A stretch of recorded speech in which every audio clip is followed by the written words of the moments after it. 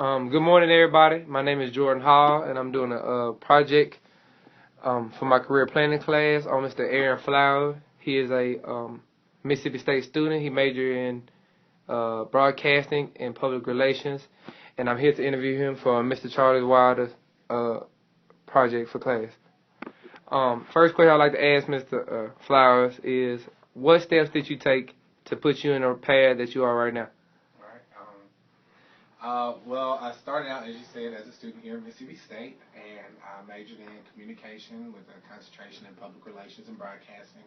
And when I was a student here at State, I actually served as a student recruiter, what we call road runners here at Mississippi State. And that's kind of where I learned about the Office of Admissions and what they did here in the office. And that's kind of where I fell in love, I think, with recruiting students to the university. And so it was really great that when I graduated with my degree, just so happened to be a position here in the office, and I had the opportunity to come back and do something I love to do. I noticed from personal experience, Mr. Flowers helped me to get admitted to Mississippi State University. He helped me to find, offers of admissions and scholarships and different things like that, like LSK Labs and stuff like that.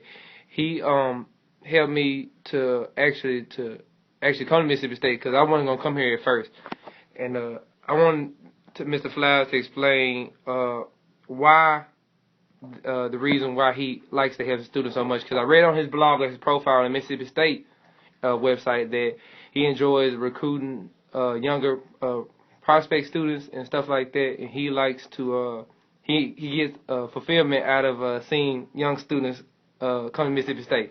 So, Mr. Flowers, what steps or what process did you take? Where did you start off from, and what made you? Who influenced you to do what you're doing right now?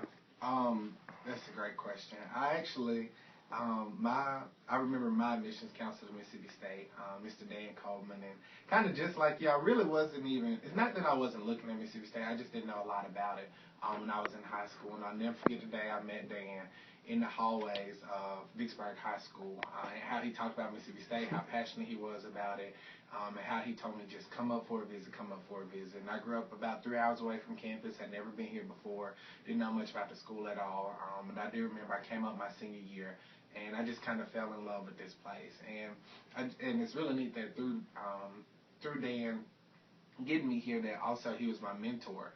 When I was a student here, he always jokes and says he hired me twice. He hired me as an admissions counselor now, but also when I was a student, he hired me as a student worker in the president's office.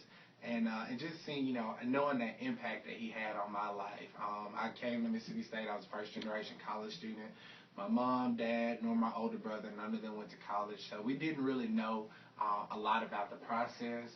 We didn't know a lot about ways to help finance it or just anything in general about college.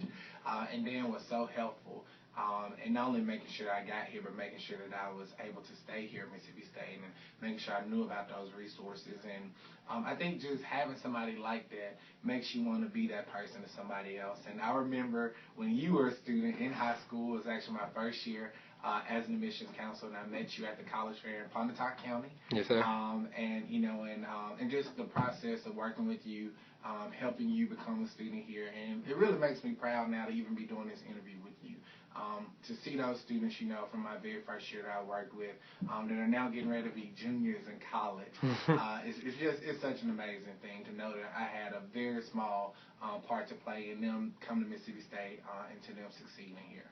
Thank you.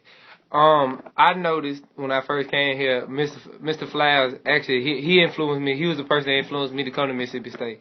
I know being a black man and being in American society, it's hard for you to, to progress and to strive and be at the top of something. But I see that Mr. Flowers